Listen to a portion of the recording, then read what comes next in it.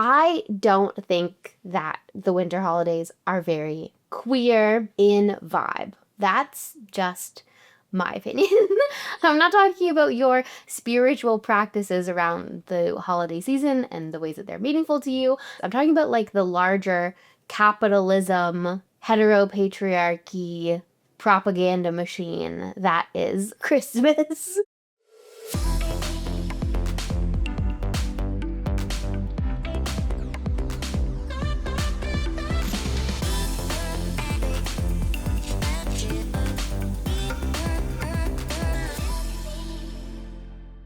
Hello, and welcome to the Eva Bloom podcast. I'm your host, Eva Bloom, non-binary queer life bloomer coach, community facilitator, and inclusive sex ed speaker. The Eva Bloom podcast is all about giving you the tools and frameworks you need to come into your queerness in your adulthood, navigate second adolescence, find your confidence in terms of dating, and queer joy and beyond. When I'm not supporting late bloomers, you can find me reading a sci-fi or fantasy sapphic novel, starting a new craft project, or playing board games with friends. If you want even more late bloomer community and support, if you want monthly calls that are themed around tackling a different aspect of the late bloomer journey, like second adolescence, queer time, busting queer imposter syndrome. Also just like seasonal calls that are full of queer joy, Halloween call, we got our upcoming winter holidays call full of queer joy and support this winter season. You can join the Late Bloomer Support Club for $10 a month. You can get in on these monthly calls, plus bonus co-working sessions and movie watch parties, and an amazing Discord where people are sharing dating advice, book recs, and more. So come on down to Late Bloomer Support Club at patreon.com/Late Bloomer Support Club for $10 a month. The Eva Bloom podcast comes out every single Monday. We are nearing the end of our second season, and what a beautiful season it has been so far. I am so grateful for all of you who have joined our little community along the road, and I'm very excited to be back in January for our third season. We just keep the Out and Bloom magic going. So if you're not already, please subscribe over on YouTube if you're watching the video podcast, or wherever you are getting the audio podcast into your ears. You can subscribe and rate 5 stars to help more late bloomer sapphics find this community. But without further ado, let's dive into the episode. For this week's episode, we are talking all about the holidays, aka the Thanksgiving, winter holidays, time of year, and how we can navigate that experience as a queer or trans person. This end of year, cozy time, sun's going down a little bit earlier time, can be really challenging for queer and trans people for a variety of reasons. A big part is that there can be a big emphasis on spending time with family, and if you're a queer trans person, you might have a complicated relationship with your family around queer identity, around trans identity. Even being around family a lot can be hard for a lot of people, even if you aren't queer or trans. So add that layer on, it can feel challenging. Plus, we got the sun going down a little bit earlier. I know myself, I had that moment of seasonal depression. Oof. We're fighting it. We're fighting it back. Seasonal sadness, at least for me, with less sunlight being out. So this can be a challenging time. And the goal of this podcast is to give you some different tools to navigate this winter holiday season, as well as some different ways to incorporate a little queer joy into your life, because that is really essential and important for our well-being as well. Our queer joy matters. These are things that you will know about me, Eva Bloom, a host of this podcast. I am not a big Christmas fan. I'm not a big winter holidays fan. I'm a big Halloween fan. You can go watch my episode all about why Halloween is so queer. I don't think that the winter holidays are very queer in vibe. That's just my opinion. I think that the kind of core themes of, I would say like Christmas, because Christmas kind of dominates. I'm talking about like the larger capitalism, heteropatriarchy, propaganda machine that is Christmas. I'm not talking about your spiritual practices around the holiday season and the ways that they're meaningful to you. This is a criticism of the overall North American Christmas the machine. And to me, the themes that exist in that are really around hetero family, wholesome times. You can buy your way to happiness And that to me doesn't ring super queer. That it kind of is the antithesis to like what queerness is all about for me. So that alone, I think, requires a little bit of extra juice and intentional work to support yourself as a queer trans person this year when who you are might not fit into the larger messaging of the Western seasonal capitalist machine, and also different expectations around family and all that stuff. So that's what we're going to be talking about today. This is going to be a guide to helping you feel a little less worse if you too struggle with this season and making it a little bit more gay. So strap in and strap on. That's what we're going to be talking about. And I'm so open in comments if you are a queer trans person who loves the holiday season, who loves wintertime, loves Christmas, loves Hanukkah, whatever you're celebrating in this winter month. Please do share in the comments why you love it, because I'm ready to be a convert. I'm ready to find the joy and queerness and magic in the holiday season. It just doesn't feel as apparent to me immediately.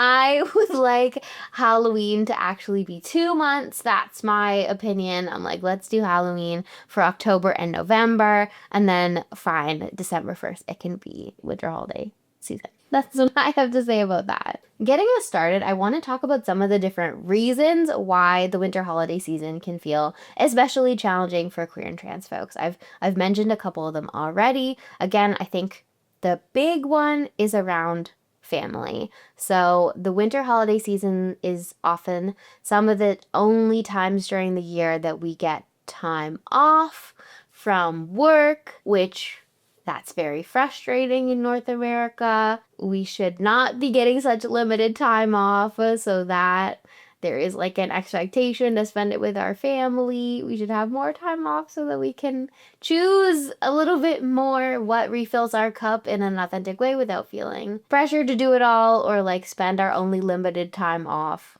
only spending it with family, and then we come back to work more drained, and then we do it all again. I promise I'm not a Scrooge. This is just beef that I have with the North American capitalist Christmas industrial complex. But that is to say that a lot of us feel pressure to spend time with our family over the holiday season because we have time off and our parents want to see us, and we also want to spend time with our family. But for a lot of queer and trans people, time with our family can be complicated, especially if you are a person who is coming out in your adulthood.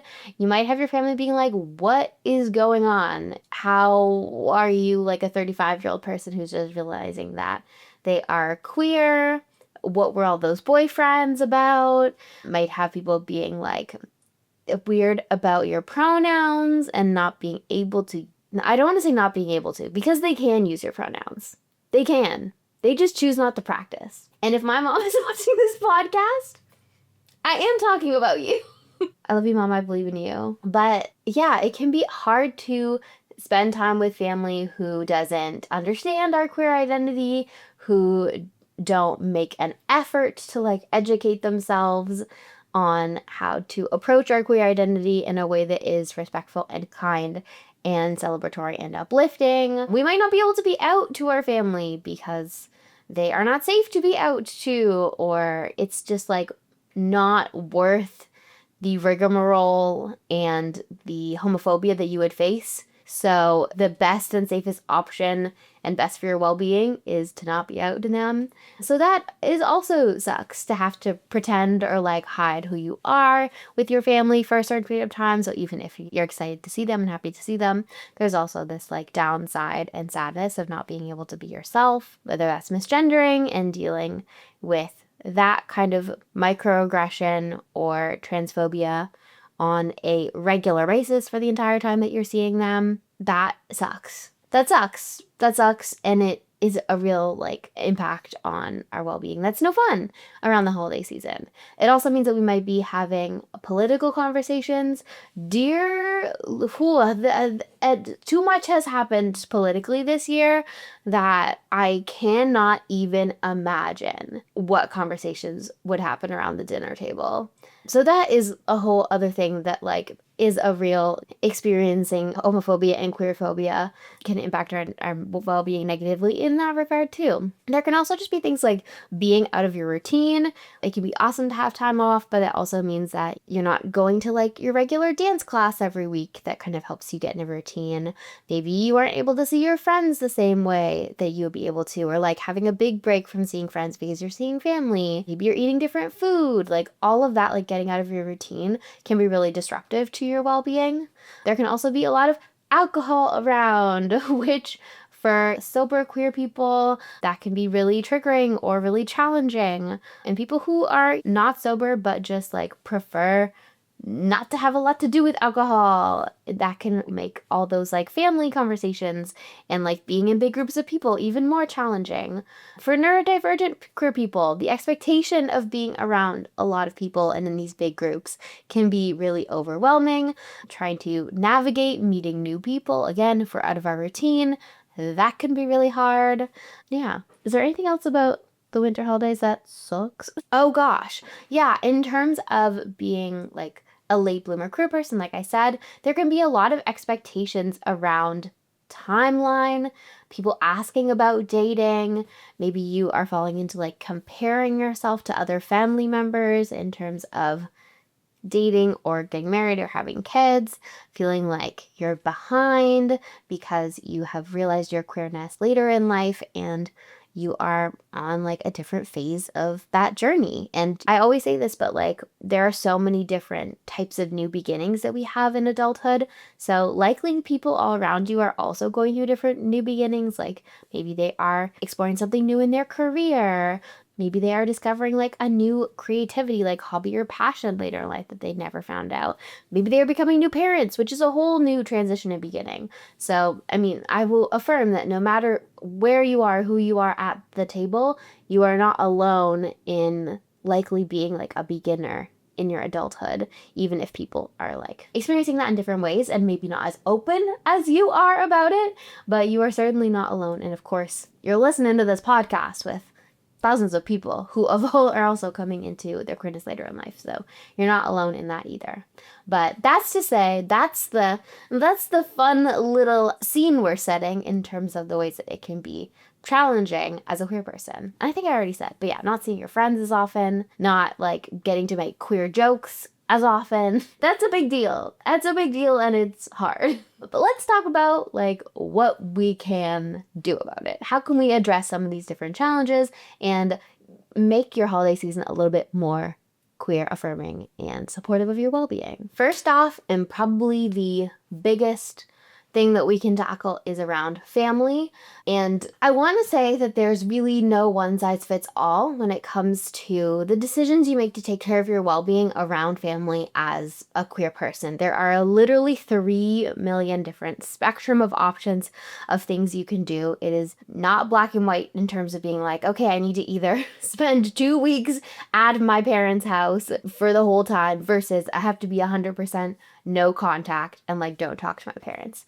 And it really, really depends on you and what feels good for you. And I think this is also like an ever evolving process that you're going to have every holiday season. As you're coming into your queerness, you get to tweak and you get to adjust about what feels good for you and your life. You're going to learn, try different stuff out, what works, what doesn't, and tweak it. And also, as you are learning about yourself and as hopefully the people in your life are also learning and growing too, and seeing how they're doing. If they're not doing so much learning and growing, you're also taking that into consideration and figuring out what feels good for that as well. But I do want to share one thing that in terms of talking to clients, especially folks in my Queer Enough program, which is coming back in January, if you want to start your 2026 in a really beautiful community of late bloomers in their late 20s, 30s, 40s who are stepping into their queerness and adulthood and building that confidence and making friends, you can get on the wait list for that. But some of the different things that we talk about in Queer Enough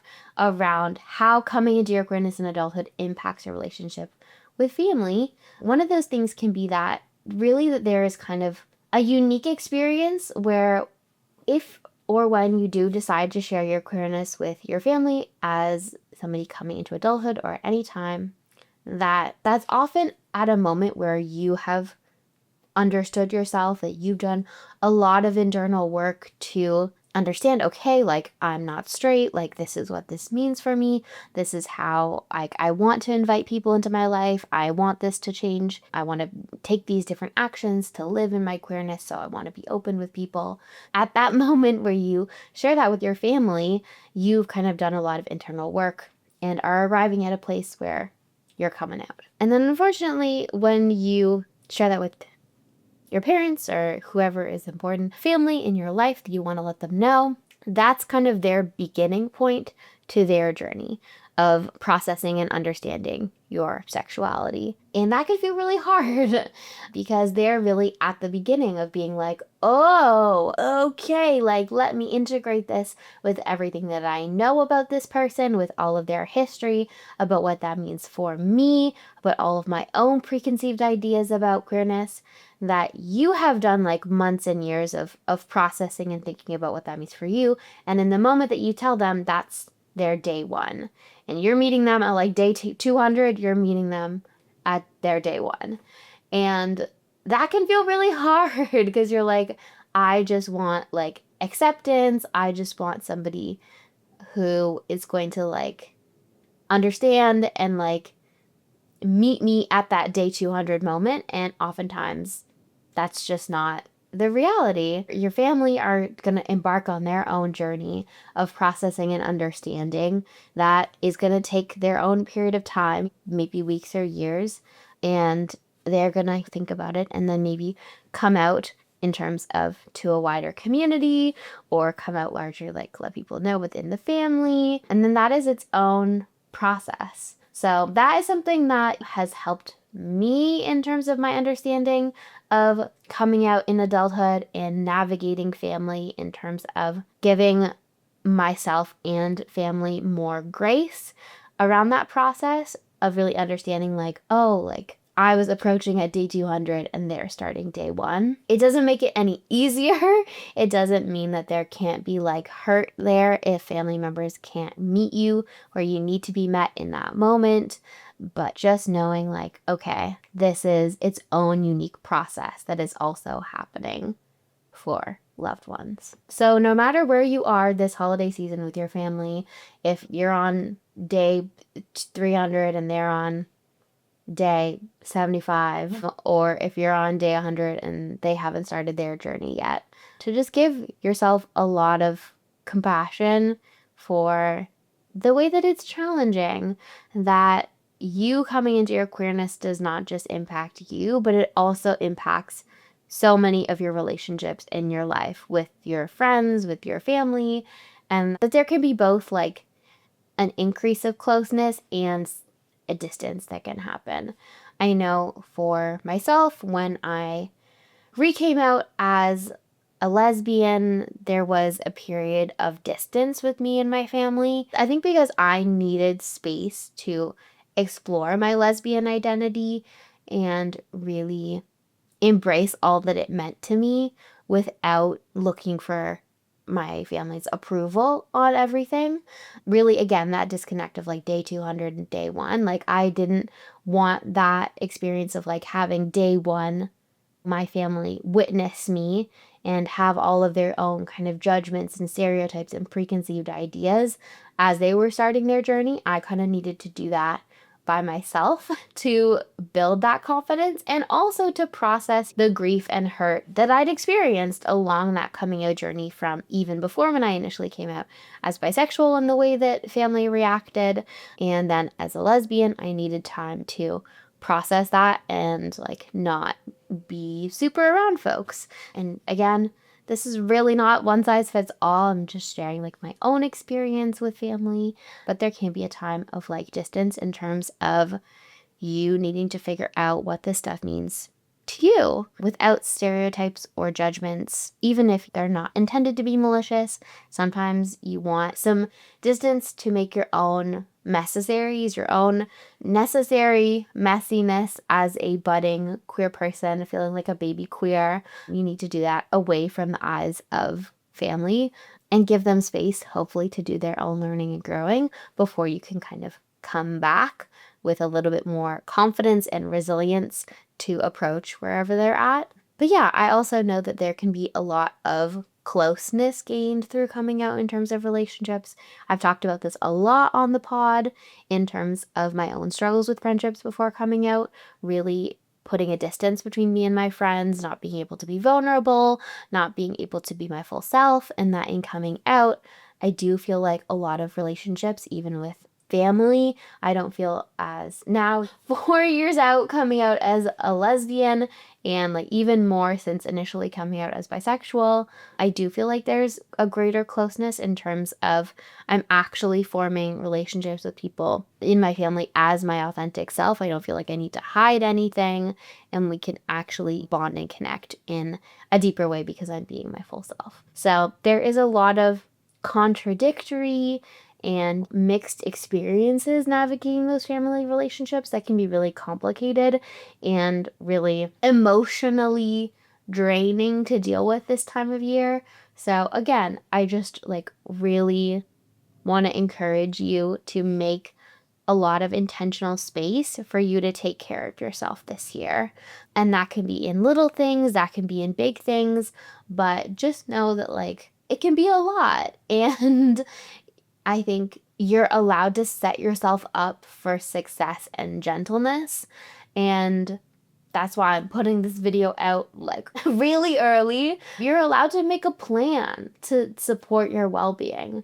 You don't have to be just like tossed into it being like, oh my God, like this is so intense and like so challenging. And then like, you're like, okay, I'll just get through this and then I'll figure it out afterwards. Like you can make a plan beforehand to do some big and small things to support your queer well-being this year. So, what are some things that you can do to support your queer well-being this year? What's going in the plan? I would say number one going in the plan is to think about boundaries. I would get out Nedra Glover Twab has a book about boundaries, Set Boundaries, Find Peace, and she also has a workbook. I also think that Faith Harper has a workbook about boundaries, so I would get out a cutie little boundaries worksheet or workbook, and I would plan some different boundaries for yourself around family this holiday season. And I would say start planning now before they start asking you about what's going on. And I would say like in terms of thinking about these boundaries, if you can reflect on past years around like, okay, like how did I feel in my body at different moments during the holiday festivities or the holiday season? Was there anything that happened that I was like, yeah, bad, no, like I can't do this? And putting that on the list of things that you're like, this is a solid no boundary for me. Like I'm not staying over at my parents' place for longer than 4 days. Like that's my cut. Or like if somebody starts mentioning XYZ, I am leaving the room. Like what are the things that are absolute no's? Thinking about things that are like, okay, maybe these are things that I can tolerate, but with certain adjustments, like maybe you need your emotional support queer person. Do you have any friends that you can bring with you or like siblings or cousins that you can bring with you and like talk to them beforehand to be like, this is the plan of, this is our safe word if we need to exit the situation, or like, this is how we're going to stick by each other. Are there different supports that you can have kind of in the middle ground with those areas that like feel challenging but are tolerable to bring people along? And then also, are there anything that like makes you feel really good and supportive, which I'm going to brainstorm some different ideas for queer joy to include on this list as well. But I want to list some different type of boundaries and some different examples for you as you kind of think about making this plan. So things like physical boundaries. For physical boundaries, I think of obviously so many things, but I guess this could be physical or material. But even like the type of clothes that you're going to wear, I think can make a big difference in terms of like gender affirmation and like feeling like that queer joy. I know for myself, like especially in the first few years after coming out, I was really like, I am going to look like the gayest person at this like a Christmas Eve service or like at Christmas dinner. And that was a really big way of like telling to myself that I got myself in terms of I see my own queerness and I'm validating it and I'm celebrating it. So that could be one thing in terms of like, okay, like maybe your family wants you to show up a certain way, but do you have boundaries around that? I'm actually not going to wear a dress, or like, I'm not going to wear a suit. Like, that's not happening for my well-being. Even in terms of like physical touch, like maybe you get very overwhelmed with different types of physical touch and like hugs, like just listing that can be a huge point in terms of celebrating or supporting your well-being. Intellectual boundaries, which especially if we are having different types of political conversations, affirming to yourself that you won't have your opinions be dismissed, that you are allowed to have your opinions, you are allowed to state them even if people disagree with you, that's a huge intellectual boundary, that your words should not be belittled or ridiculed. In terms of emotions, also that you're allowed to have all of your different emotions be present with you. Material boundaries in terms of your physical possession, and then also in terms of time boundaries, which I already mentioned before. How much time do you want to spend with your family? And for some people, like, that's a phone call. We're doing a phone call, we're sending a text, and that's it. I really want to affirm I'm talking a lot about family, but that really looks different to so many people. If you're like, I'm no contact with my family, I'm not doing that, I have so much respect and love for you. There's literally no one right way to do this. And I'm really also proud of you for taking care of yourself and like knowing what feels good for you, because going no contact with family is not easy. So I'm sending big care out to you. But yes, some different examples of boundaries. I'm going to list off some different like prompts. But it could be like, I want, I need, I expect, next time, I will not. Yeah. And a really good boundary, you want it to be clear, concise, explicit, kind and respectful, or maybe not kind, but like respectful. And then also sharing like what will happen if this boundary is not crossed. For example, if you're like, I need to have something to eat. As somebody who doesn't eat meat at the dinner table, if there's nothing that I can eat at the dinner table, I need to be notified like a couple days in advance so that I can make stuff. If I can't eat anything at the dinner table, I'm going to stay for some presents and conversations, and then I'm going to go leave and get something that I can't eat. So that's a clear example of a boundary. Or if you're like, hey, I need people to not misgender me. If you accidentally misgender me, I need you to correct yourself and apologize quickly. If you continue to misgender me, I am unfortunately going to need to bring a little buzzer thing that I'll start hitting. And nobody wants that. So please, can we use my pronouns? Or I'm going to need to like leave early. I'm going to be happy to spend a little bit of time with you, but I'm going to need to get on out of here. With all of this stuff, beyond setting our different boundaries in terms of our physical, time, material, emotional, intellectual, a big part of all of this is also aftercare, because when it comes down to it, we cannot control our family. We cannot control other people. We can only control what our response to that is. So I think part of creating this plan, we got our little boundaries, and then we also want to create a little list, whether that's a pinned note on your phone, something you talk about again with like cousins or siblings, or like if your partner's going to be there, letting them know like, okay, what are the different things that we're going to do to make ourselves feel supported both during and after. So whether that's like, okay, it's time for me to go to the dog time. I'm going to get on the ground. I'm going to cuddle the dog. Or like, I'm going to be the one to offer to walk the dog around the block to get some like fresh air. I'm going to hug a little tree outside. I'm going to journal when I get home. I'm going to run myself a bath. I'm going to call a friend. I'm going to have a friend on standby to text right before a lot of time with family. I'm going to FaceTime my partner.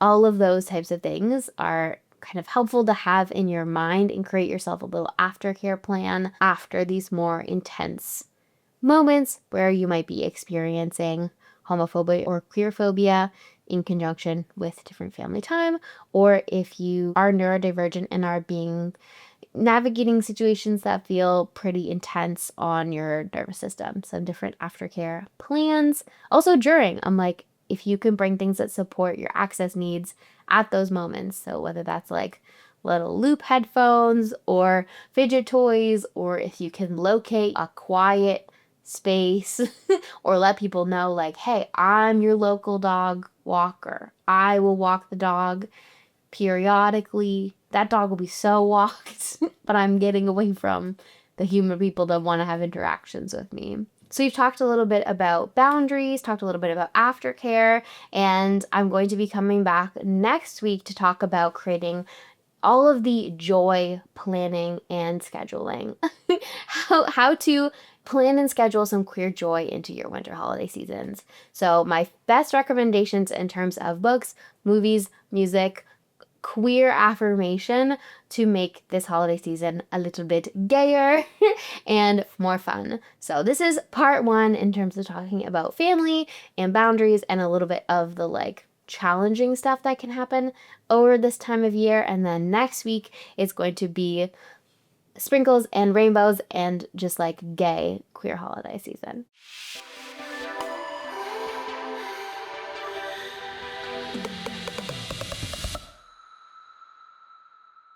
But with that, I do want to talk a little bit about what I'm loving right now, which is a segment of the podcast where I share all of my favorite things in terms of music I'm listening to, books I'm reading, the different food that I'm into, and my favorite creators of the moment. So in terms of what music I'm listening to, my girlfriend has got me into Olivia Barton, who, if you know Karuk, who did the If I Were a Fish song, If I Were a Fish, and you picked up that fish. I don't actually know the song that well, but they are a non-binary sapphic musician. I also really love their song Blankets by Karuk. But yes, Olivia Barton is their fiance, and she makes really beautiful, I would say, indie pop folk music. It's a little bit more like gentler, more like singer-songwritery. They're all really beautiful and so sweet, and a lot of really tender sapphic love songs, which I appreciate. In terms of books, I just started a new romance called Make Room for Love, which I am obsessed with. I started it yesterday, and I think I'm already a quarter of the way through, and it stars a trans woman who has her bi awakening about a hot butch, and they bond over union advocacy, like creating a grad student union, and I'm obsessed. I'm hooked. I'm listening to the audiobook, so I'm listening to it, but I'm so excited. And the audiobook is narrated by Natalie Naudis, who is an incredible sapphic audiobook voice actor. So it's just, I'm so obsessed. If you want a really good adult romance to read right now, I'm really enjoying Make Room for Love. In terms of food, I don't know if I already talked about going to the library to get cookbooks, but you can go to the library and get cookbooks because cookbooks are incredibly expensive now. I'm not paying $50 for a cookbook unless I get it from the library and take it out and know that I really like it. So I've been doing that recently, and one of my favorite cookbooks is now available. So I'm going to go pick it up. I think it's called So Good, So Easy, which is designed for like accessibility, and I'm really excited to read it. In terms of creators I'm loving, I found a small journaling creator on Pinterest, and then also she has a YouTube. Her name is Mara McGinnis, and she just does little like journal alongs with me, and I've been really getting into journaling as a hobby and creative outlet, so I really love seeing new tools and strategies to journal. My friend and wonderful coach, Erica Eileen, got me a thrifted journaling tool and scrapbook kit homemade basket for my birthday, and I am really, really grateful and appreciative, and that has given me a lot of inspiration and made journaling feel a little bit less daunting of a task so that I can get creative more often, which is really what I want to be doing. And I think that brings us to the end of this big old episode that we're going to come back to more holiday stuff next week. But again, if you want to jump in on all of the queer community that we are doing over the holidays on the Late Bloomers Club, again, we have our monthly call on December 1st, which is going to be a cute little holidays call. It's going to be a little celebration. We are going to be playing some fun games, going to be being silly, getting with the community, and then we're doing our sapphic holiday movie watch along on December 7th. If you want to get on that, as well as the Discord, you can come on down to patreon.com/latebloomersportclub. The membership is $10 a month, and you can cancel whenever you wish, but we would love to have you down here. But without further ado, I want to thank you so much for being here. Stay curious, keep blooming, and I'll see you in the next episode.